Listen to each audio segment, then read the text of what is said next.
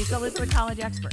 Today, we're going to talk about how to narrow down that big, crazy college list, right? Because we start with a blue sky list of absolutely every place that you ever might think of applying. Then we narrow according to academics and fit. Then we narrow according to finances, financial needs, financial aid. And then we have that beautiful college list, and those are the colleges we're shooting for. But before I get started, please subscribe and hit the notification bell to turn on notifications. So in terms of narrowing your list according to academics and fit, here's what you want to do. First, get the GPA and SAT score of each college. I know the GPA is going to be easy to find. The SAT score is probably going to be harder to find. You also are going to find that when you go to look up the GPA, you're going to find that you can get a 3.95 or a 3.8 or a 3.76, depending on which source you're looking at. You're like, which one? Whatever you pick, use the same source for all of your colleges. Otherwise, you'll be just kind of picking randomly, right? Because maybe you'll pick the highest SAT score that anyone has published for Harvard and the lowest SAT score anyone has ever published for Brown. And how is that going to help you? Like, not at all. So you just need to keep it consistent. What I would probably do is shop around, look at all the sites. There's not one site that's better than others because they're all taking slightly different metrics. And if you read the fine print, you're like, oh, well, this is this and this is this. So read the fine print or take something that seems like it's in the middle, right? If you're looking up Brown and you see that they're asking for a 3.7 on this website and a 3.8 on this website and a 3.9 on this website, I'd take the 3.8. It's in the middle. Same with SAT scores. The thing to remember about SAT scores is that because so many schools are test optional, the people who are submitting SAT scores are towards the top of the curve. If you submit scores, you're competing with those people at the top of the curve. That has kind of skewed statistics. So if your SAT scores are closer to the bottom of the curve, that doesn't mean that you're less likely to get in. It just means fewer people who have the same score as you are submitting SAT scores. The scores are going to be kind of wildly inflated, and I would just take that with a large grain of salt.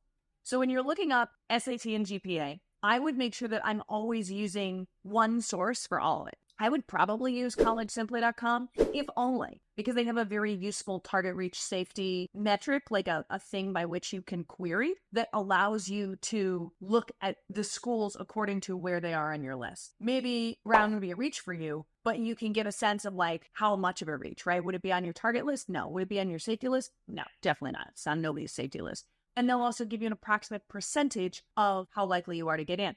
There's a place where you can submit your GPA and your SAT scores, and they will give you a calculation and tell you how likely you are to get in, according to other people who have gotten in with that GPA and that SAT score in previous years. So now the other variable in that equation is also where you went to high school. So if you had naviance or something similar to naviance provided by your high school, I would start there and say, based on my SAT and GPA, I am likely to get into, or what does it say about my likelihood to get into a certain school? Because that says kids who've gone to my school in the past with this GPA and SAT score have fared X at school Y. If you go to a school that's really known as rigorous, your GPA maybe could be a little bit lower.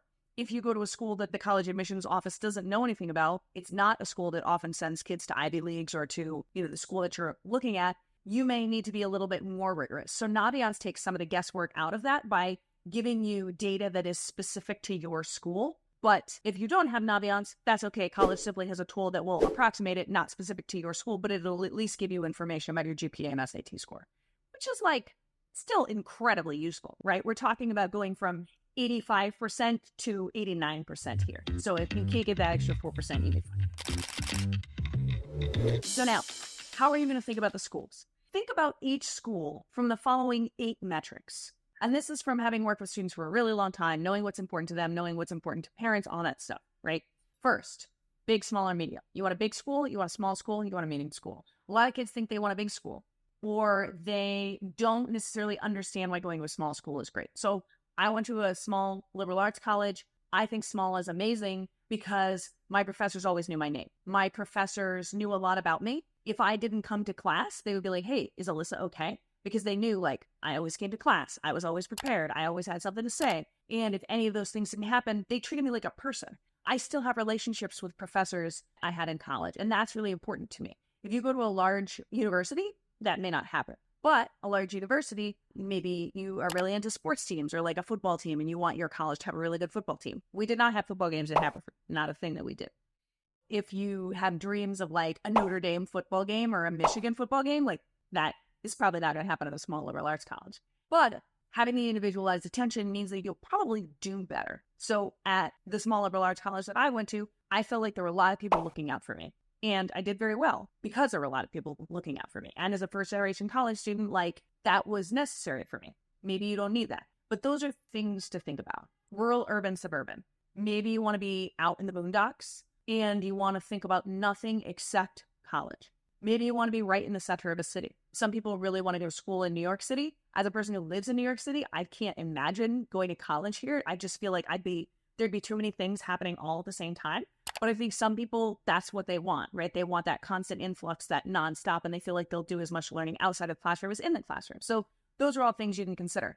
I went to school in a suburban place, which was really nice because it had a campus and we had a traditional campus, right? Like we had a quad and there was like long walks and there was a nature trail and all that stuff. But it was close enough that I could get into Philadelphia and have a voice lesson in 30 minutes. So those are the kinds of things that you want to think about. Also, don't forget transportation. How are you going to get home? How much is it going to cost? If you live in Florida and you're thinking about going to college in Maine, like I'm not saying don't do it. I'm just saying like really think about it because that is going to be a long distance travel. That might mean you can't go home for Thanksgiving. Think about those kinds of things. How much is it going to cost? How convenient is it going to be? If you're going to college and you're 2 hours away from an airport or the nearest bus line or something, like how are you going to get to that bus line? You know, are you going to have to take 3 local buses in order to get to the big bus line that then takes you 6 hours to get home? Are you going to want to do that? In the cold, in the snow, in the winter, like all that stuff. So think about all those things and think about what actually is going to happen and how much you want to do it. Third one, region and distance from home. That's also including in-state, out-of-state. Some people want to go to in-state because they want to get the in-state tuition. Some people are like, get me the heck out of here. I need to get away as far away from my parents as possible. For me, 3 hours away was the perfect distance. Not too close, not too far. I needed to see them. They could come get me in a day if they needed to. I could take the train home. But some people want to be really far away because they're like, I do not need my parents showing up randomly every whatever. And it needs to be a plane ride in order to have enough distance between me and my parents. Think about all of those things. That's very personal. On College Simply, there are filters that you can put in if you want to look in a specific state or if you want to look in within a certain mile radius of home. So for instance, I didn't want to go too far from home, but I didn't want to be too close. So I could have put in a certain mile radius on College Simply had that existed when I went to college in the dark ages. When we applied to college, we did it with candles and fountain pens. No, I'm kidding. That didn't happen. The fourth metric by which you should make your decision, Greek or non-Greek. Do you want fraternities and sororities? Some people really do. Some people feel like partying is part of college. For me, that was not the case. I applied only at places that didn't have fraternity and sorority, strong Greek life, because that wasn't a thing that I was looking for. But everybody's different. If you don't know, I would apply to a place that has some Greek life, but not too much. Because when there is nothing to do except Greek life, everybody kind of gets sucked into it, and then there are no other options. I wanted to go to a place where the options were really diverse. In retrospect, I'm not sure that I necessarily achieved that, but those are the kinds of questions that you want to ask yourself. Do you want Greek life to consume the campus? Do you want it to be there but not be super loud? Or do you want it to not be there at all? If you are a student who identifies as a student of color, identify if your schools are PWIs or predominantly white institutions, and if you're ready for that. At HBCU might be the right choice for you. You know, I tell my students all the time, you can go anywhere you want. There's no good or bad choice. There's no right or wrong choice. You just have to be ready for it. And even if you think you're ready, when you get there, you might be like, wow, this is very different than what I was expecting. It could be a good different, it could be a bad different, but just give yourself that time and make sure that you've thought about it on the front end so that you've thought through, well, if I go to this kind of college, I could probably expect this problem and this problem. If I go to this kind of college, I could probably expect that problem and that problem. Which of these problems would I prefer?